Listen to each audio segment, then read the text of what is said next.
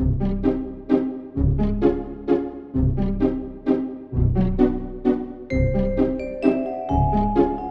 много сегодня слышали о том, что ожидает винный рынок в ближайшем будущем. Но, наверное, очень важно также и понимать, а как его удерживать, да, единожды сформировав. Кто лучше, чем представитель легендарной компании Berry Brothers, Марк Пардо, может нам об этом рассказать. Напоминаю вам, что этому виноторговому дому 320 лет.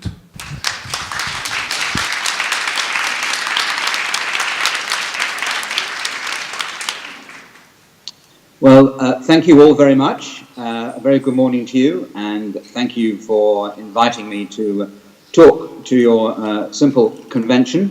As you heard at the start, at the introduction, my name is Mark Pardon, and I am the wine director for the UK wine merchant Berry Brothers and Rudd.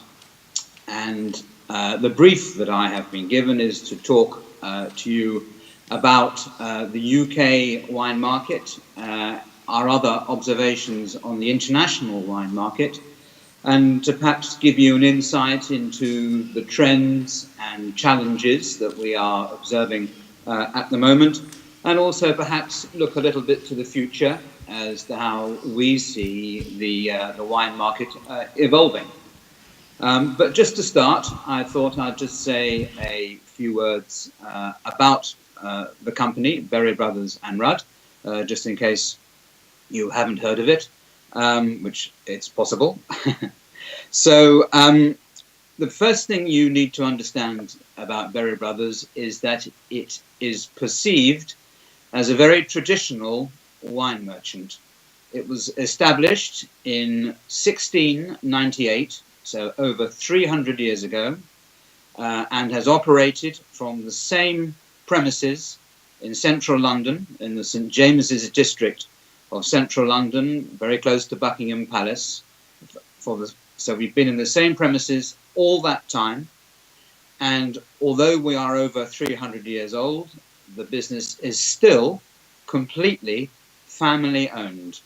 And our current chairman is a member of the Berry family, and our next chairman will be a member of the Rudd family. So when it says Berry Brothers and Rudd, it means this is a family business. You would view us as a traditional wine merchant. That means that we specialize in the classic regions of Europe, but in fact we import wines from every wine-producing country in the world.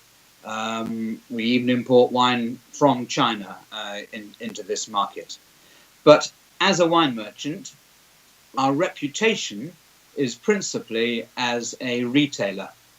If you come to London and you come to our shop at number 3 St James's Street, you will see a very old-fashioned, a heritage site. It's a very popular place to visit for a lot of London tourists because it's a very well-preserved, old-fashioned shop front, and we sell a lot of the world's best wines through that shop. But in fact, Berry Brothers is a much more dynamic business than that. We have really 3 completely separate strands to our business.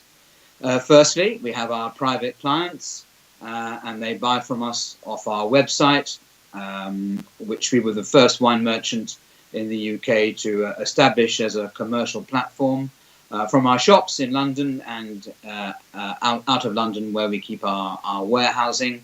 And that's a standard, wine merchant to consumer relationship. We have a very big base of private clients who buy fine wine from us, who keep their wine with us. They store their wine in our warehousing. So our warehousing is not in London. It's about 50 miles out of London. And there we have over 300,000 square feet of our own customs-controlled warehousing. And 90% of that space is taken up with our customers' wines, which we store on their behalf. So we have several thousand customers who buy fine wine from us every year, and they keep it either as an investment or as a way of building their own private cellar. But these wines are at the more expensive end of the market. You're talking wines such as, Top Burgundy, Cru Classé, Bordeaux, and products like that.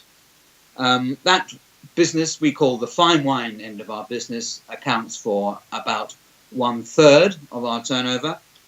Our retail private client business for drinking bottles at home, that's also about 1/3 of our business. And the final third of our wine consumption business is through on and off trade to other wine merchants and to hotels and restaurants throughout the country. And for that we have an entirely separate division, not called Berry Brothers, called something else, but it's all owned it's all part of the family group. And so with these three pillars of the business, we actually cover every single route to market in the UK, which makes us an unusual wine business, because anybody whose wines we import, they have automatic access to every part of our market that they could want. And one of our big challenges with our supply base and talking to our suppliers is to find out what they actually want out of their distribution and representation in our market. And so as such, we represent exclusively about 300 different producers from all around the world, from famous names in Europe like, say, Vega Sicilia, or iconic names in California like Ridge Vineyards. We are exclusive agents for these people and many other producers like them, exclusively throughout the UK market. We have one more element to our commercial offering, which is important you know about. Because we have these very historic and old premises in central London, with very deep cellars and very extensive premises, we have a very well-established events and entertainment division, which means that you can either attend a tutored event by one of our masters of wine, me indeed, or one of our suppliers will come to London and put on a tasting or a dinner, or you can rent that space as a private client and use our premises for your own entertainment purposes. It's almost like a private club right in the centre of London, but run by a wine merchant. And for that purpose, we have our own catering staff, our own chefs, our own waiting staff. So it's almost like a high-end restaurant in the centre of London, but the wines all come from us, and indeed one of the benefits is you don't pay restaurant prices, you pay retail prices. So it's a very important and key part of our offering in terms of attracting new customers to Berry Brothers and educating potential customers to what we can do. So that's just an overview, a snapshot of what Berry Brothers does in the UK. I should also add that we also have offices in Singapore and in Tokyo and in Hong Kong, and I'll talk a little bit about those when I say a few words about trends and challenges in the future. And we also have a share in a spirits business in America, in San Francisco, that we bought about 5 years ago. Because whilst Berry Brothers is known as a wine merchant, the title that you will see on all our paperwork is we are wine and spirits merchants. And for a long time, we've represented some important spirits brands, historically a brand called Cutty Sark, which at one time was the #1 spirit in America, and was very popular in Europe. We sold that about 6-7 years ago to move to the premium end of the spirits market, and are distributors for the Glenrothes premium malt brand now. And we also have a range of our own label spirits as well, but I'll talk a bit more about that a little bit later. So that's Berry Brothers and Rudd. Just a couple of words about me. I'm the company's wine director, which means that I'm responsible for the quality of everything that we buy for the business right across the range, right across all sales channels. And it's my responsibility to ensure that the range of wines that we offer to all our different clients is appropriate. But it is safe to say that where we operate in the market is rather more at the higher end. And again, I'll talk a bit more about that in a moment. I've been a Master of Wine since 1989, so over 25 years now. And I ran my own business for 15 years before it was acquired by Berry Brothers in 2003. And I've held a variety of positions within Berry Brothers as commercial director, as buying director, and now my most recent role is as wine director. But my scope has always been both on commercial and on qualitative responsibilities for the business.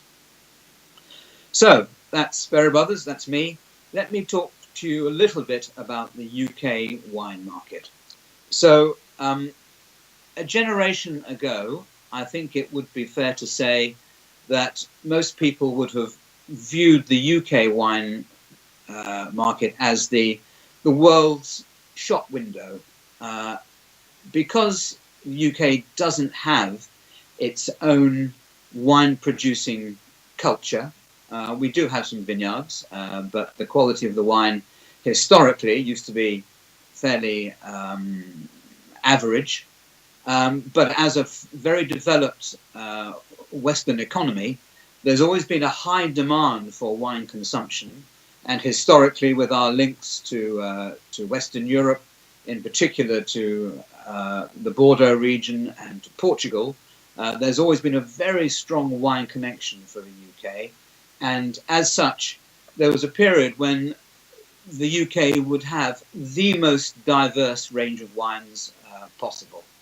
And when you look at some of the changes that have happened to wine production in the last generation, it was the UK that, for example, made the new market for the development of Australian wine production. In the early 1980s, Australia didn't export any wine of any quality or of any note, but the UK wine market saw an opportunity, introduced it to a new market, and on the back of that success, Australia has been able to take its brand to America and to the Far East with enormous success. So the UK has always had this image of being at the forefront, of being prepared to experiment, to innovate, and to always look for something different.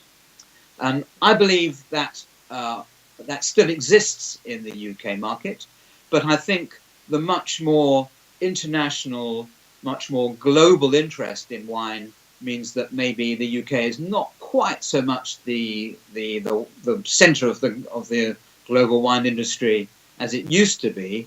But that is not to say that every producer of wine of any note will absolutely want to see their wine marketed and with a good profile in this market. As a market size itself, the UK is the 6th largest in the world by value, and of that, and that size is across take home, so that's for drinking at home and buying retail. That's about a £10 billion industry, and it's about the same size again. This is for wines and spirits about the same size for on-trade, for hotels and restaurants. So the whole market for wines and spirits is about a £20 billion industry, and that's split roughly half and half between wines and spirits. Consumption is fairly static. It's fallen from a high of about 10 years ago to a level where, as an average, each adult was drinking about 14 to 15 litres of wine a year per head. That has fallen to something nearer 10 now. That has stabilized. It's increasing very slightly, but what we observe more is actually an increase in spend, not so much an increase in volume, which is an indicator that people have an eye on the health implications of drinking.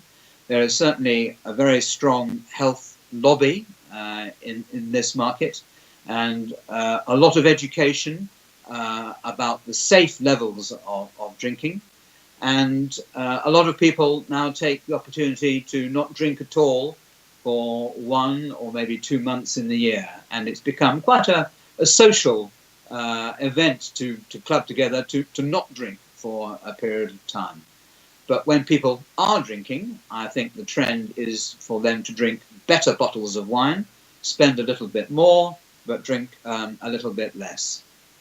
That is our experience in the part of the market in which we are strongest.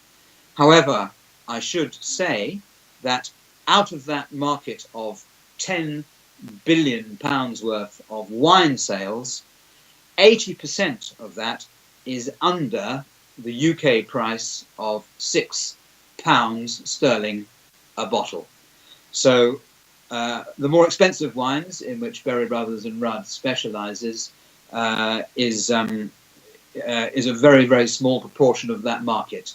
Berry Brothers is probably operating in about 1 or 2% of the high end of the peak of that iceberg, the top of the pyramid of the UK market.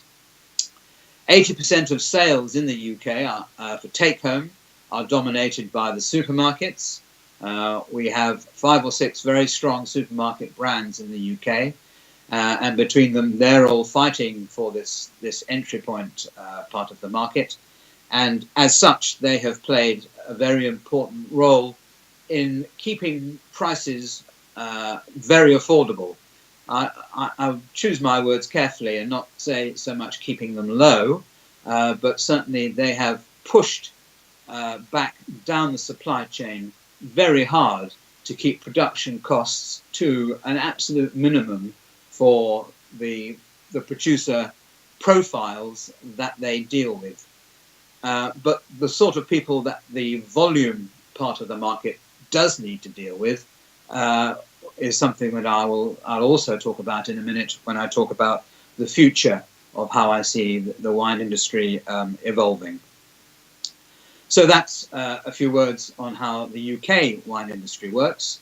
I did also say that we have outlets in Asia, in Singapore, in Tokyo, and in Hong Kong. And those three markets all offer different opportunities and challenges. If I take Hong Kong first, that's where we've been established the longest. We opened our office in Hong Kong over 15 years ago now, and that began principally as a way of selling the category that I previously defined as fine wine, that is predominantly class growth claret, to Hong Kong residents. That market has evolved a little bit, and we now have a on-trade division in Hong Kong as well. The fine wine market is very strong in Hong Kong, being the gateway into China, notwithstanding the changes to China's market and the opportunities to sell fine wine into that market with the changes in the way that the government controls the level of gifting in that market. Nevertheless, it's still a very important market and a very big one. So Hong Kong gives us a doorway into that market.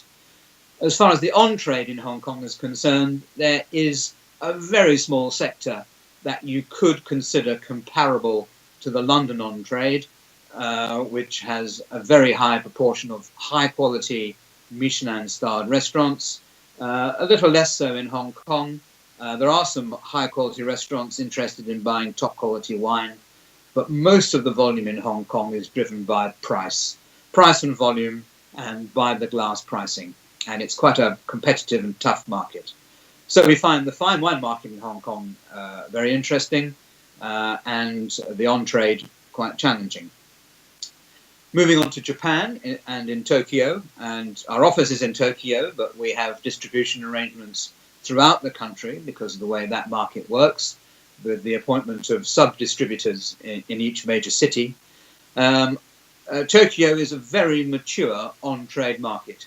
It has a very sophisticated dining culture and a real appetite and desire for knowledge and a wish to do things as well as they can possibly be done.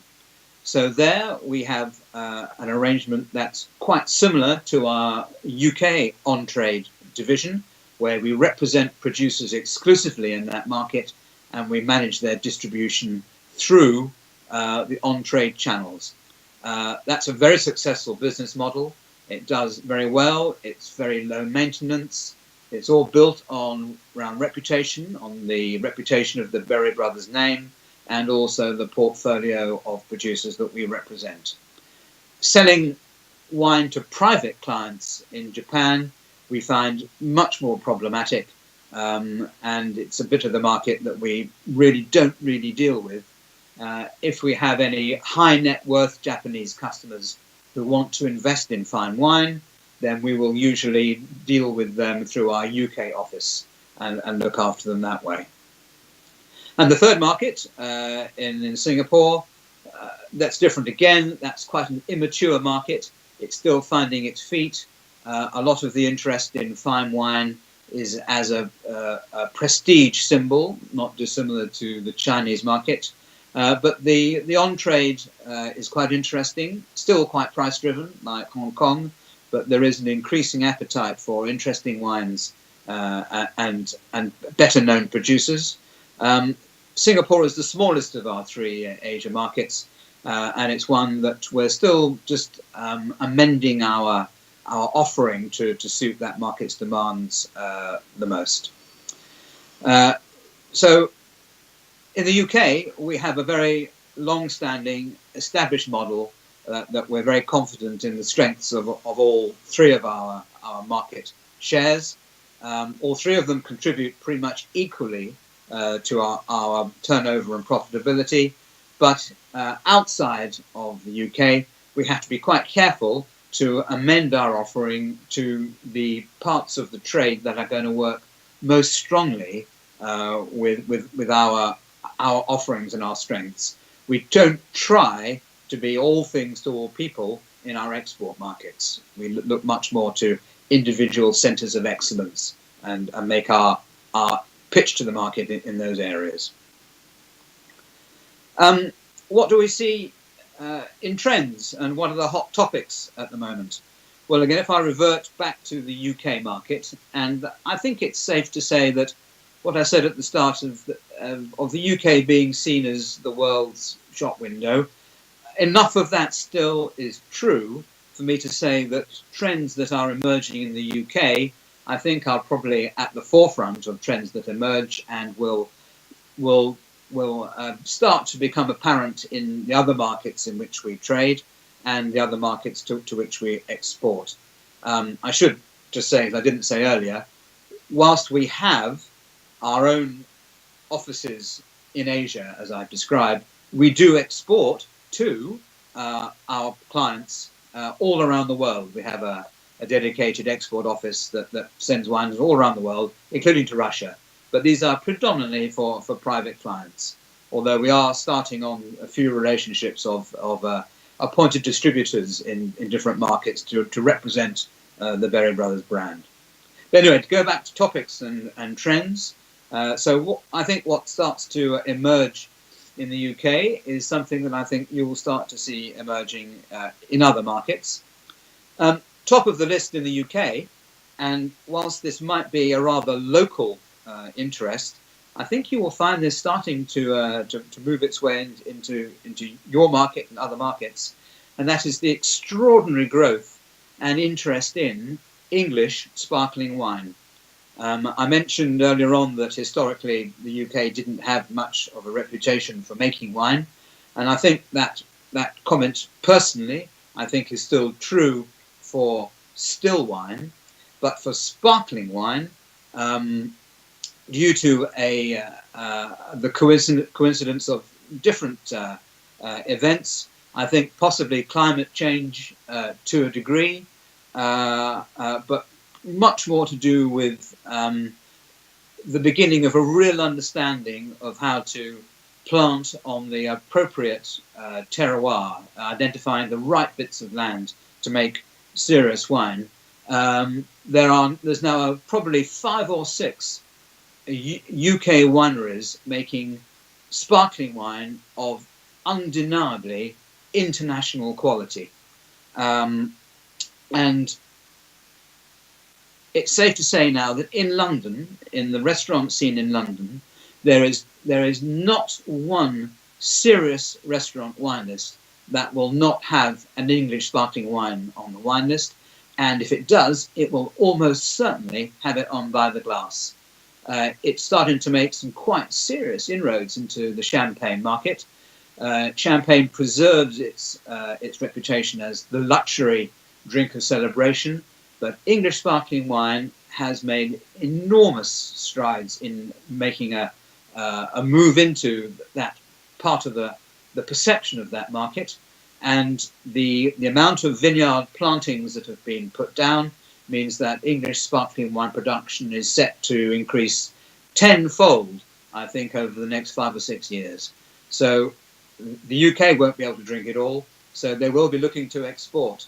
And really interestingly, because through our Japanese office, because of their appetite to experiment with things that are new or interesting, there's already a very strong level of interest in English sparkling wine in the Japanese market. And I'm certain it will expand elsewhere. The other sparkling wine trend that we've seen enormous growth on in the last few years is the Italian sparkling wine Prosecco. It seems to hit a price point here.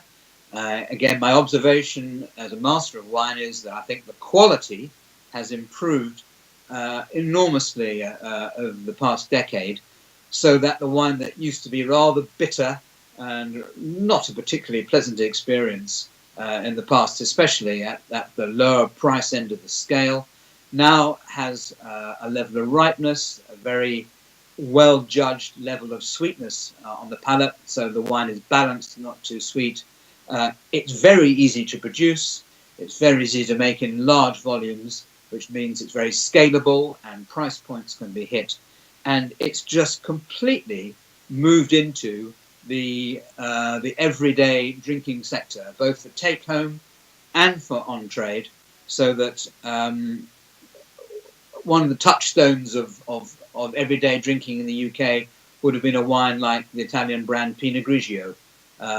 Very big in the States, very big in the UK, quite big in Europe. Now, Prosecco has moved very strongly into that category as well. Sales of Prosecco are growing at 25% a year, every year. And it's getting hard to find enough of the stuff. But I'm sure the Italians will find a way of creating more if they need to. Staying on wine for a second, I happened to hear a little bit of the previous speaker's talk to you by Robert Joseph. I had about a little bit of a minute's worth of his talk came through on my online connection, and he was talking to you about natural wine. I didn't stay online long enough to hear what your responses were, but certainly at the premium end of the market, there's a lot of interest in natural wine. My view is that this is a bit of a passing trend. I think it's a manifestation a reflection of people's desire to eat and drink more healthily. I don't think that natural wine is the only way that consumer desire can be fulfilled. I think there are other messages that we can take to the consumer, because fundamentally the issue with natural wine, whilst it might be the most unadulterated expression of a wine with minimal intervention of any kind, the problem is its unpredictability. There's no real idea of how a wine will age. There's no real idea, if we're honest, of how each individual bottle will taste. It's a bit of a risk when you buy a wine like that, and it's that level of risk that will stop natural wine moving into the mainstream. I think it will always have a very niche interest at the more extreme end of the healthy lifestyle way of thinking about life, the vegetarian and veganism of it. But I don't feel that it's a trend for the future, but undoubtedly it's one that has a lot of currency at the moment. I just happen to feel that it's caught the imagination of something that's very in vogue at the moment. And my instinct is that it's something that won't last for longer. But it will push more traditional wine producers to think a lot more carefully about how they produce their wine, how they reduce their non-natural influences on the wine, how they manage their vineyards, the strategy they have in their winemaking processes. It moves everything in this field, this kind of semi-premium field of winemaking, towards a more considered and more intellectual way of making wine. I mentioned that we're a spirits merchant as well, and there are two trends that are very, very dominant in this market at the moment. The first is gin. We have our own gin brands, but the market at the moment is flooded with many small distillery gins. It's really quite easy to set up. You don't need a lot of space. You just need to comply with a certain amount of regulation, and you can make a gin pretty much from any flavor that you want.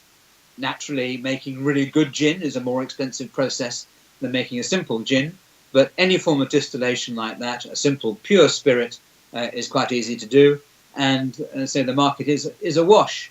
And it's a very interesting commercial opportunity because, again, there are no limitations of scale beyond the size of your distilling equipment.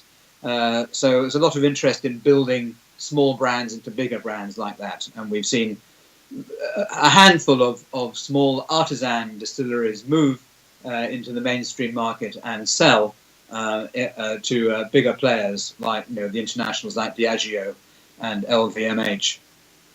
And an extension of that gin market, which is the fastest growing spirit market in the UK at the moment, but you extend that to any form of craft spirit.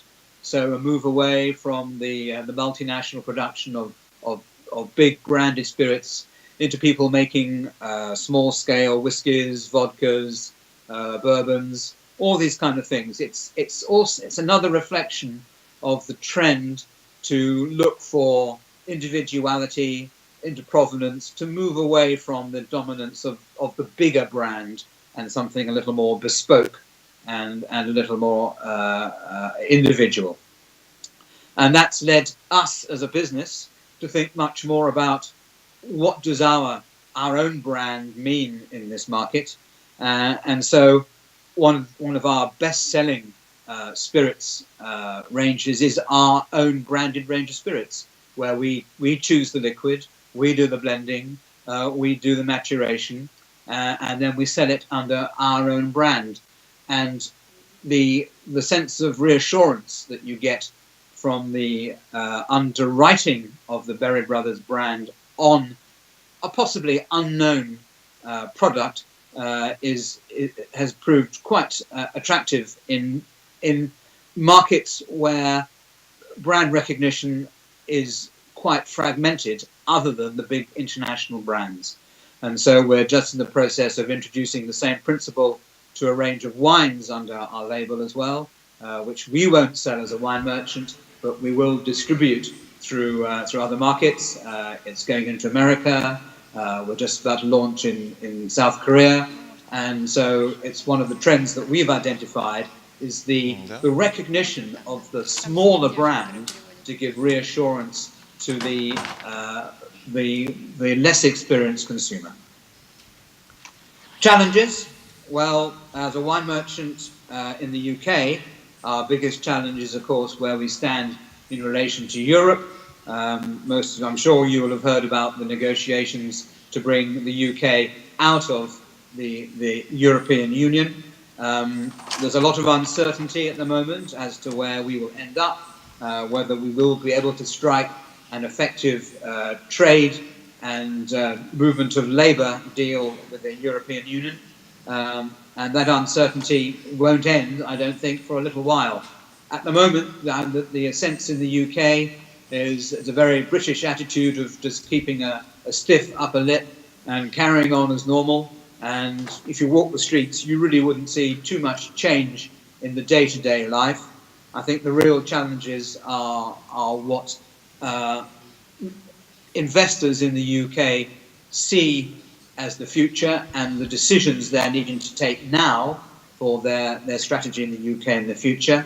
And I think there are some slightly disconcerting signs that some people are probably would look to keep a foothold in the UK, but also probably move some of their operations into Europe to guarantee access to that market. And so this uncertainty over Brexit has had an effect on our exchange rate.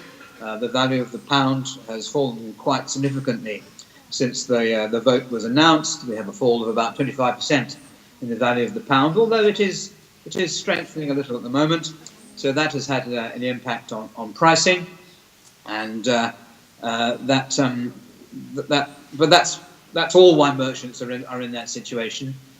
So we will have to take a pragmatic view on price pointing and also look to our suppliers to help us in this difficult period. Some are able to do so. Others are going to be in a very difficult situation because the European harvest for wine producers in 2017 is a very small one. Overall production is down by about 15%, especially in some key areas such as Champagne, in the Rhone, and in Burgundy, and in northern Spain, and in the premium areas of Italy. Burgundy, ironically, is less affected and will have a good and relatively decent-sized vintage in 2017. So as a merchant, we're going to be looking to see what other countries can do in certain price styles and price points. Especially, I think, South Africa is going to be very important for us. South America, to a degree, where we can still trade in sterling. But those are the two regions where we're going to be looking for replacement wines and looking to do some deals to get some volume wine at the right prices. And the last big challenge that we face in the UK is, of course, our level of taxation. Whilst we're still in the European Union, we have the second highest rate of tax on wine of any country in the EU. What will happen to our taxation after we leave, I don't like to think, because at the moment the amount of tax on alcohol is controlled by our membership of the EU. Once we're outside the European Union, our government will be free to do whatever it wants to UK taxation, and we just don't know what that will do, but there may be some severe challenges ahead in our domestic market. Conversely, of course, because we operate in export markets as well, a weak pound is actually quite advantageous for us for export. So any wine that we actually have paid for in sterling in the UK becomes very attractive for export markets, especially in the Far East. And as a business, our business mix is quite well balanced because export profitability is having to make up any pressure on margins in the UK. And lastly, let me talk to you a little bit about the future of where I see the wine business going in the future. And I think to do that, you have to really think of wine as a commodity with three completely distinct characteristics. The first is wine just simply as a beverage. You drink wine as you drink a beer, as you drink any other alcoholic drink. You're not really looking for it to be particularly interesting. You want it to be pleasant to drink. You want it to be well priced. You want it to be something to enjoy with friends and just be part of your day-to-day life. And at the moment, a lot of that production comes from high-volume vineyards in warmer parts of the world, so the south of France, central Spain, southern Italy, the hot irrigated regions of Australia and South Africa, for example. And I can see us getting to a stage where we can start to create wines that taste like these without even really having to use grapes. I'm sure the chemical composition of these simple wines is something that will be reproducible in a laboratory. I wouldn't like to say when, but already there are investigations in Japan, I know, in trying to make synthetic wine.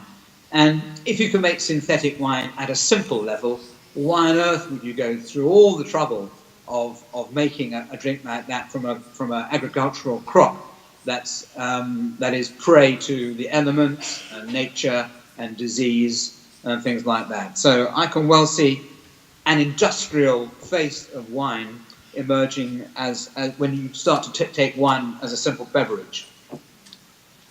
But if you don't take wine as a simple beverage, as you take it as part of something that contributes to culture, something that has an intellectual contribution to your life, as part of a lifestyle, as something that you think of as much of its healthy contribution as anything else, then that's where wine starts to contribute in terms of its individuality and really has to have a sense of history and needs a story attached to it, and the wine that can tell the story of where it comes from. And therefore, I can see a real growth in artisanal wines, not necessarily natural wines, but this is where they would fit in the market, of wines that are made as purely as possible, in a really healthy way, with maximum respect for the environment, with minimal intervention chemically, something that's really in tune with the green movement. I don't think these wines have to be organic, they don't have to be biodynamic, I don't think they have to be natural, but they have to be an expression of the younger generation's aspirations for what they want out of the future of the planet. The green aspirational movement is a very, very important touchstone for the younger generation of those who aren't yet wine drinkers, but I hope they will become wine drinkers. And if they do, they'll want something that chimes, that coincides with their own expectation of how their lifestyle will work. And so, as much as in the production of food, so that everything is traceable, everything is local, wines with as minimal a footprint of environmental intervention as possible, I see as being a really important central plank for what quality wine will be in the future. And the last element is wine as a commodity, wine as an investment, wine as a luxury. And that is the policy that the very best names in Bordeaux have been following. If you look at their endeavors in marketing in Asia, Lafite and Margaux and Latour have all been making huge efforts to establish their names not just as producers of high quality wine, but also as of desirable brands. And that's why big brand holders like Louis Vuitton, Moet Hennessy have invested in Champagne and Yquem and Cheval Blanc in Bordeaux. These are brands whose price and availability to the market will be managed to always maintain to manage the distribution of these wines, so they're always sufficiently scarce to be able to maintain their price, but also tie their image in with a luxury product produced to the very, very, very highest standards. Wine, unlike, for example, handbags, will always be a product with a very finite production. You can't simply make more Chateau Cheval Blanc. You can only make as much as the chateau is capable of producing. And therefore you have to manage and develop its image, its brand in a much more different way. And that is much more to do with associating its qualities with a very high level of desirability. So that I can see that in the end, poor wine merchants like me will never be able to afford to buy or drink Chateau Cheval Blanc. I will just have to rely on my very rich customers to invite me to dinner so that I can talk to them about the wine and share the pleasures, because I think the pricing of very, very expensive wines is high, and it's in the interest of the brand owners to keep the prices at that very high level. Regardless of what happens in the vintage, the brand owners will manage the status of those brands for as long as they own these chateaux. So there we are. Those are my notes, my thoughts on berries in the UK market, and a little bit about abroad, trends and topics, how I see challenges, and the future. I hope you found these words of interest, coming from the heart of London on this Tuesday morning. So thank you very much for asking me to talk to you. I hope the translation has been adequate for you to know what I've been saying. And I'm here for a bit longer if you've got any questions. But in the meantime, thank you all very much indeed for listening.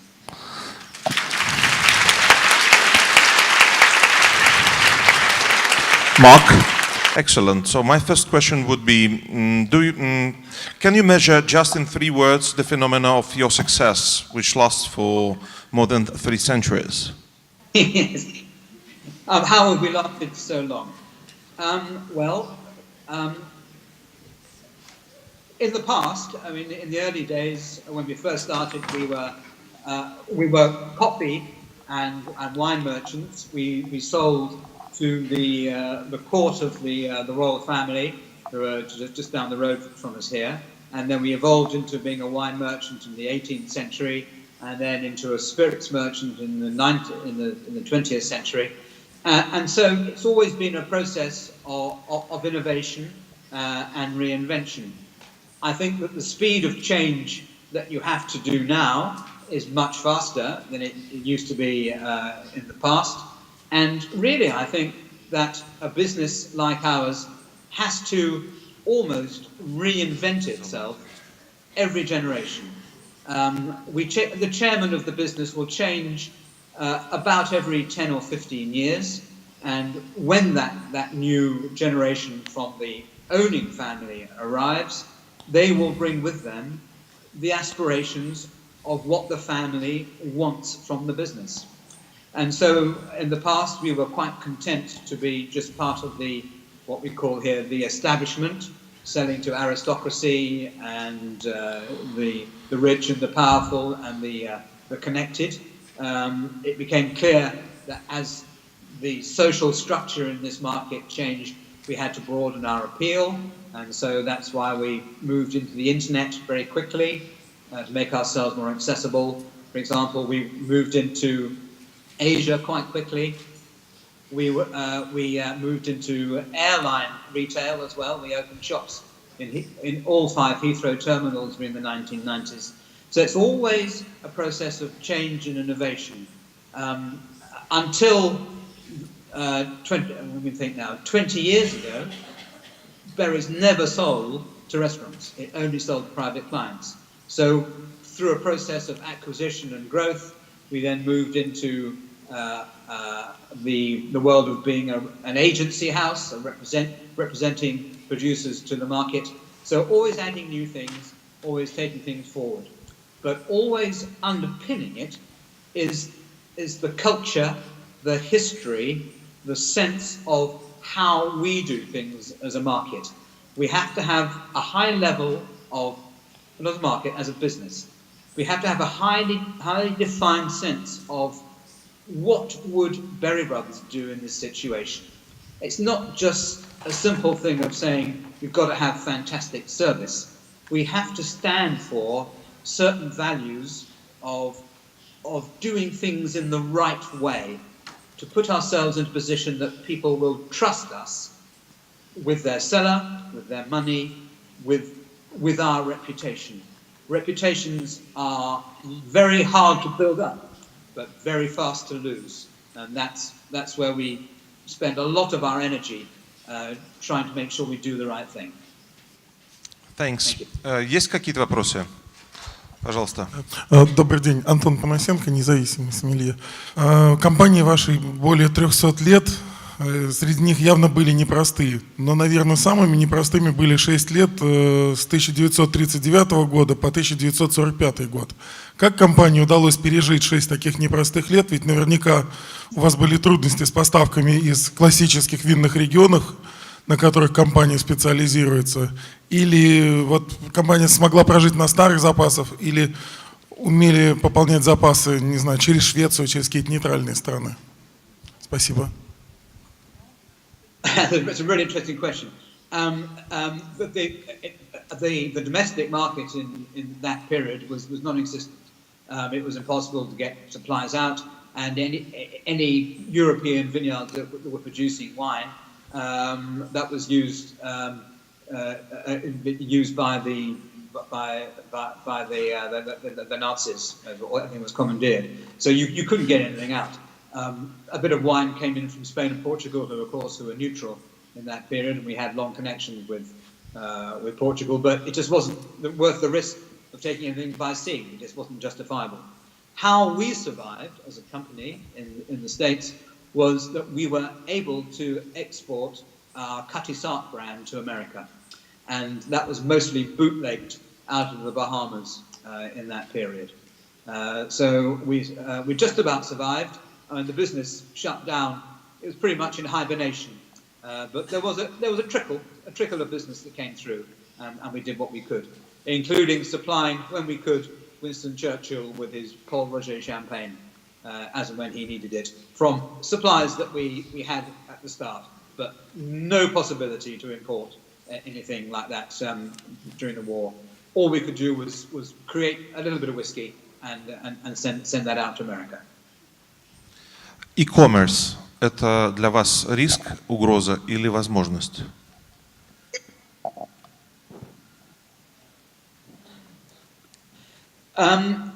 It's an opportunity. We've always been quite early into the e-commerce arena. We find that the e-commerce side is pretty steady at about a third of our retail turnover, where we strongly believe in having the dual function of accessibility through the website, but also the physical presence of retail, so that people can actually connect to us personally. I think there is more opportunity for us to move more into the buy to take home market.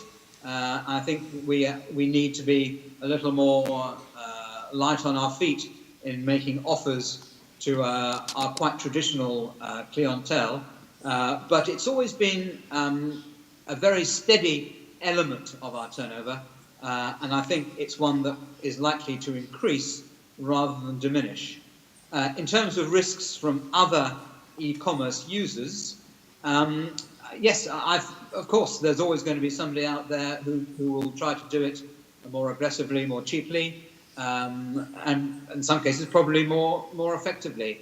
Amazon is moving into wine distribution, and although it's not a partner we deal with under our Berries brand, we are a supplier to Amazon with some of our agency brands. So we keep an eye on what they're doing. It's really to do with having a very clear idea of where your market is. And we're definitely not about trying to build our market share in the 80% under £6 a bottle. We're looking to encourage people to drink more in my summary, in the middle section, when the wine as a cultural, intellectual partner to a lifestyle. And so our message, our reputation, our status, without being complacent, I think is quite a strong message in that arena, which is quite hard to challenge. I think there will be aggressive e-traders at the top and at the bottom of the market, but we see our strengths as much more in the middle. Thank you. Пожалуйста.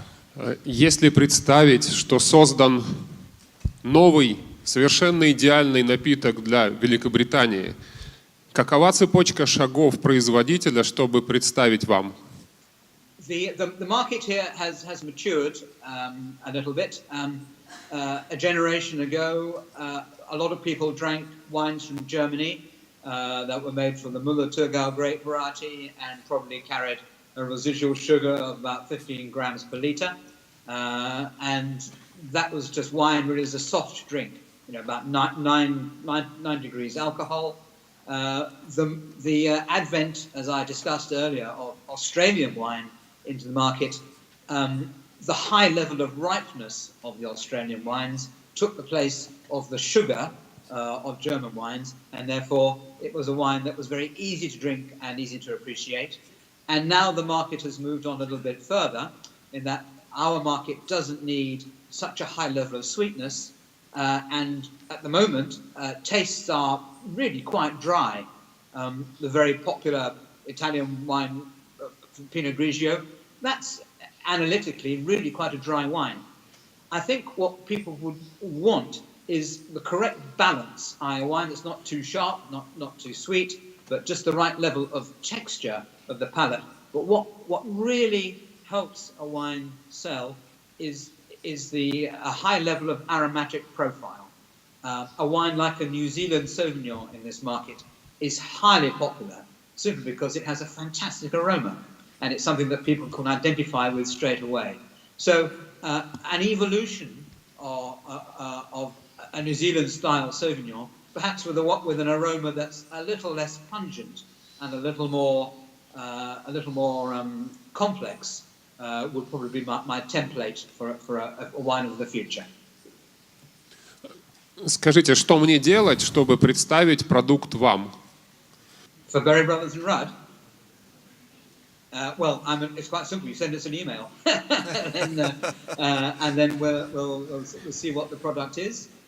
We discuss with our buying team as to see whether we had anything similar already, and then we will make a qualitative assessment and indeed give you a report back on whether we felt there was an opportunity in this market, indeed with our other markets as well.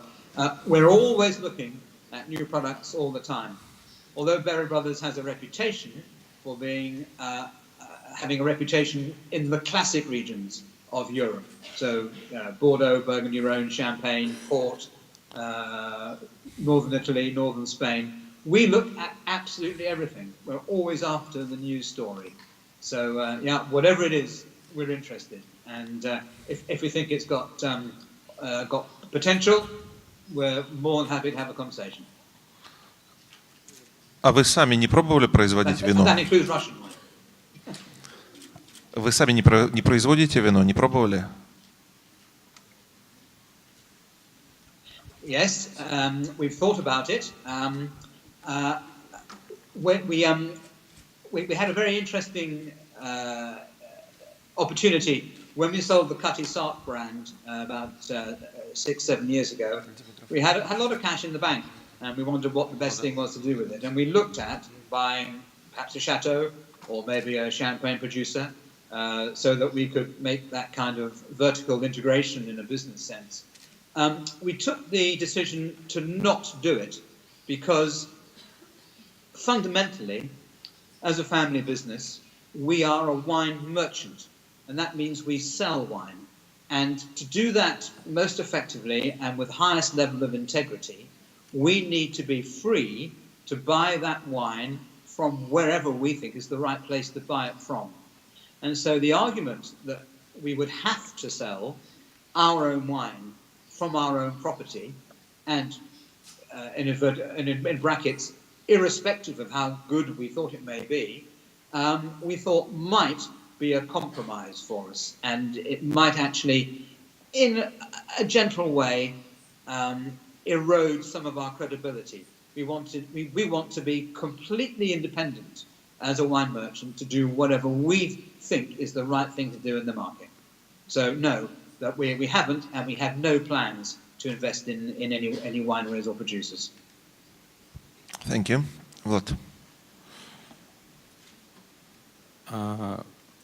Добрый день, спасибо большое за очень интересную презентацию. Такой вопрос.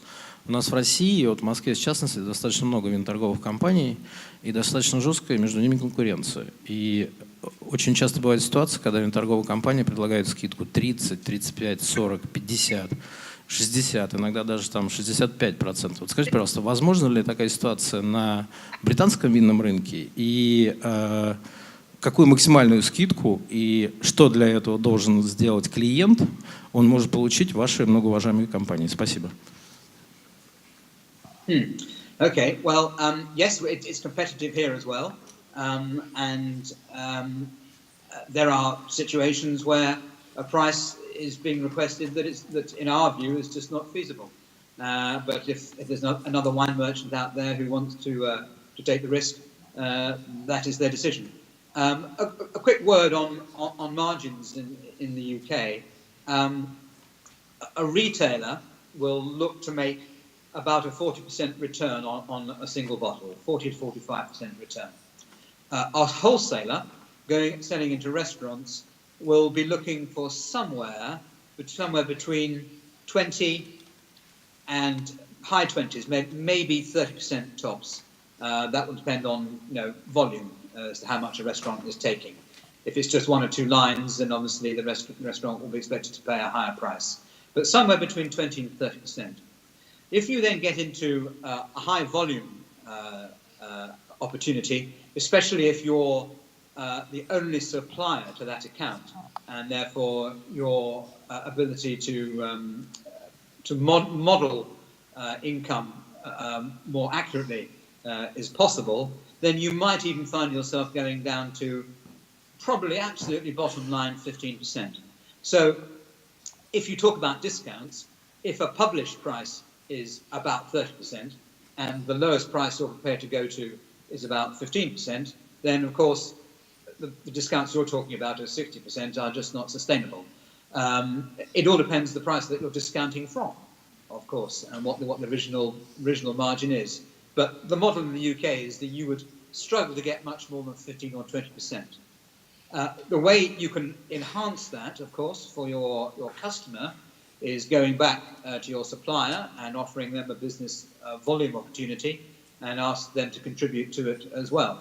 And however much contribution comes from that supplier depends entirely on their status, whether they have a marketing budget or whether they're prepared to offer free stock and things like that. So there are lots and lots of ways to achieve what's desirable. I think it's true to say that in markets that have the potential for very fast growth, because there's a lot of new business opening, lots of new restaurants opening, say the whole culture of eating is changing. It's what we observe in Hong Kong, for example, where wine as part of eating out is a much more important part of the culture now. Yes, you will have an awful lot of wine merchants prepared to sell wine at almost no margin just to get turnover. But as that market matures, those merchants will be shaken out of the system because the bottom line is in business, you have to make money. And so eventually they go out of business, and the realistic level for what you can buy wine at in any market then becomes established. And the established level here is that any merchant really can't make much money delivering from stock, this is. So the merchant buys the stock, imports it, holds it in a warehouse, distributes it. All the costs that go with that process mean that you can't really make any money much below 15% return. So anybody operating at less than that, in the end, will not be able to make any money. Больше вопросов нет? Давайте последний вопрос, потому что надо заканчивать уже. Спасибо большое, Марк. Очень, очень содержательно и интересно. Сейчас еще будет вопрос. Спасибо большое за возможность задать вопрос. Скажите, пожалуйста, вот видите ли вы потенциал на британском рынке и на мировом в целом каких-то редких автохтонных сортов винограда, или все-таки там потребитель по-прежнему хочет пить каберне, мерло и шардоне?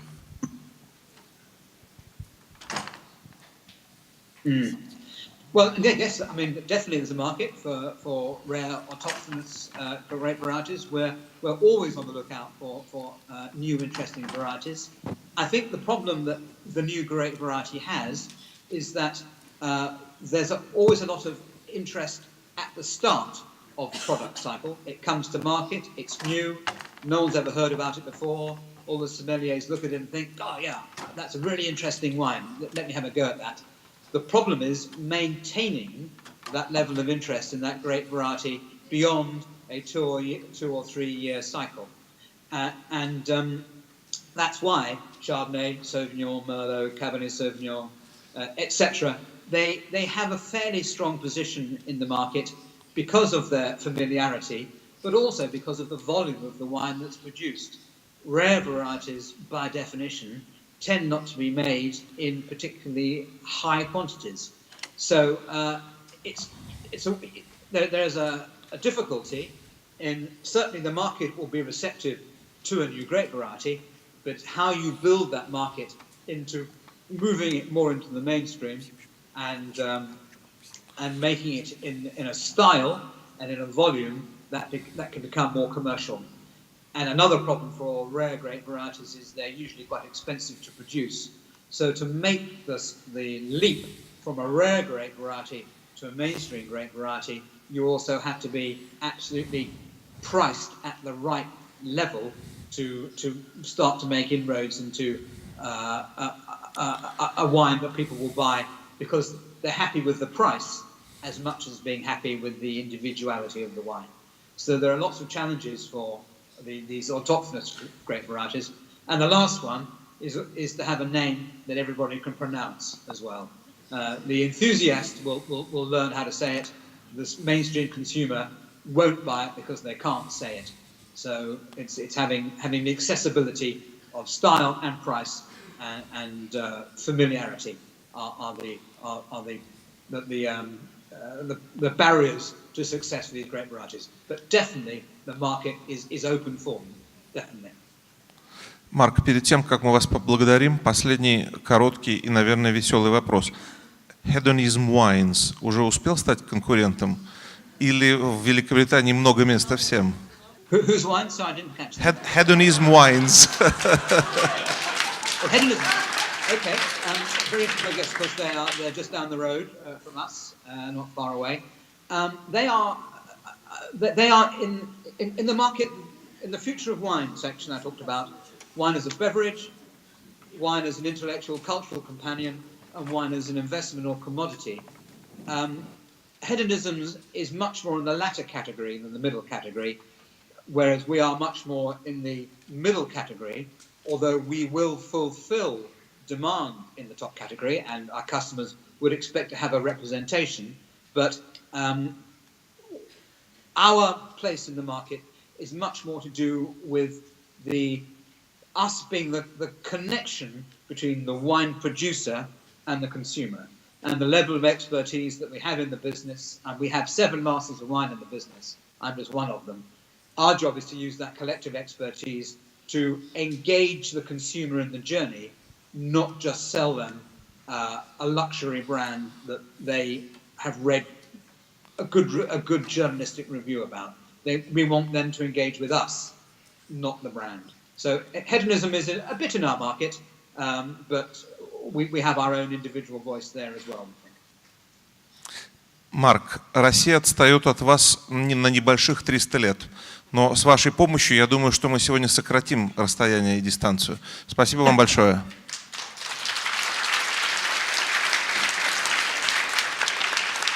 Thank you all very, very much indeed. And if ever I get the chance, I will be delighted to come and see you in Russia. I hope you have a great conference. Thank you very much for inviting me. Thank you very much indeed. Bye-bye. Thank you. You're mostly welcome. Thanks.